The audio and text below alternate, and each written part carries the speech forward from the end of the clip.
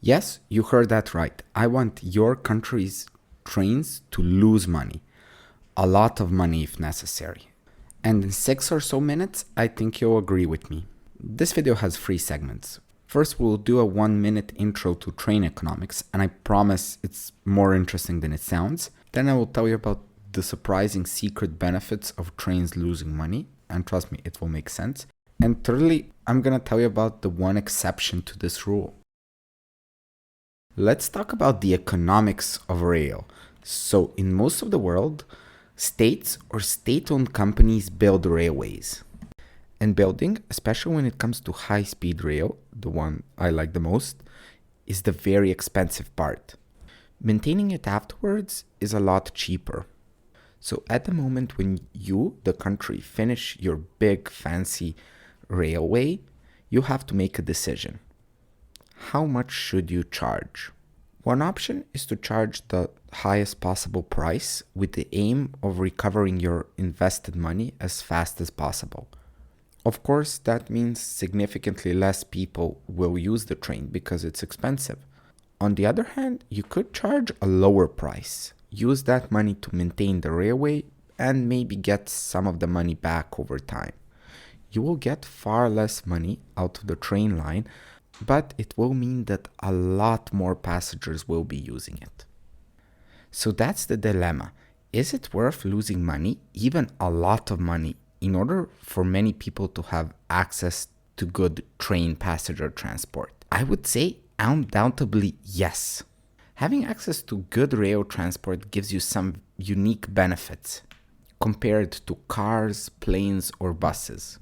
And you know what? It's very likely you won't actually lose money. So let me explain. I would group train benefits into 3 categories. Let's talk about the first one, the environmental benefits.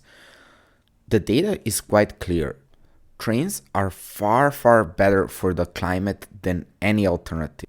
This is for 2 reasons. They are very energy efficient, and modern trains use electricity, not oil. Additionally, there is no air pollution like we have with buses and cars. The second kind of benefits are societal, the ones that impact people directly. Modern trains are both by far the fastest and safest type of ground travel.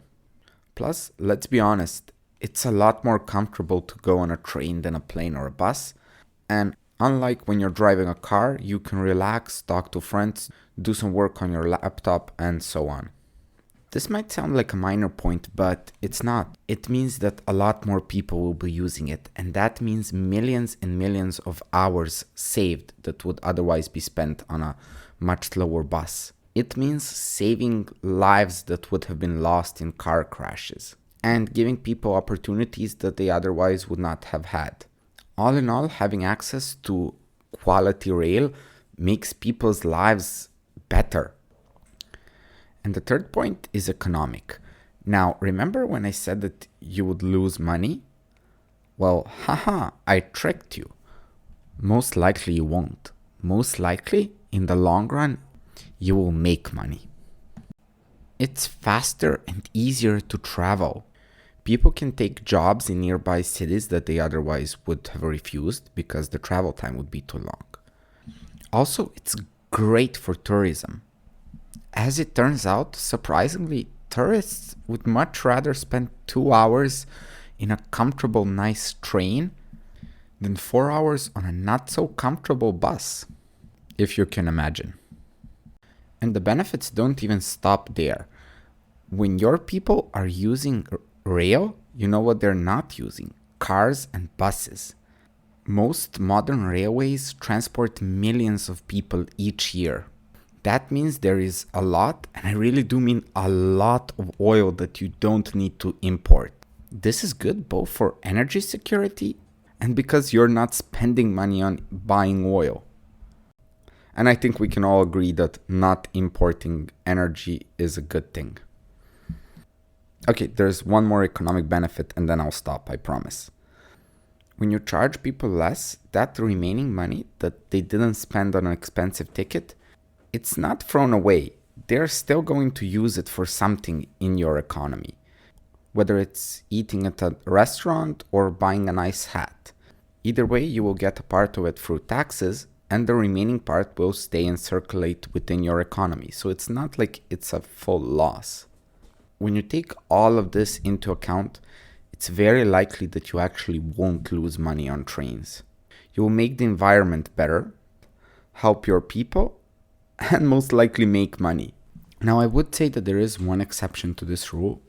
Some developing nations simply don't have the funding, and it's possible that even though having very cheap tickets would be a benefit, it might make more sense to set a sort of middle ground price. It won't be affordable to everyone, but it will generate profit. And you can then use that profit for things that are severely needed, like a lack of hospitals, schools, and connecting the country. But look, this is not the case for a large part of the planet. A large part of the planet does have access to electricity, medicine, and education. So giving people access to cheap, safe, and fast transportation is one of the best things you can do as a country. And here's an interesting part. It's not like it will lose money forever. After some time, the construction costs will be paid off, and even a cheap ticket is usually enough to cover the costs of running the train. So let's say after all of this, you still have that gut feeling that governments shouldn't do things that are directly unprofitable. Well, consider this. We already do that. I could point to the fact that hospitals and schools lose money, but you might say, okay, the government should not fund unprofitable things in transportation. But here's the thing, we do that all the time. That road outside of your house, it doesn't make money. In fact, it's expensive to maintain. And how much money do highways make? Sure, there is the toll, but most of the time, that hardly covers the maintenance. But the thing is that we as a society recognize that there are things that provide benefits to us, and they should exist even if there is a loss. And when it comes to trains, the benefits are not only societal, they're also both economic and environmental. So should trains lose money? Yes. If necessary, definitely. What can you do to support trains? Well, you could subscribe. You would be supporting a very small channel, and it's safe and efficient, just like a train. Haha. I'm sorry, that was a bad joke. Maybe you're not convinced. Well, here are two videos that you can check out. The first one is about the so-called infinity train. It exploits physics in a very interesting way so that it doesn't need any additional power source. It basically runs on itself. The second video is one from YouTube. I don't know if you would like it. YouTube says you will, but I'm not sure YouTube likes me, so who knows. And most important of all, have a fantastic day.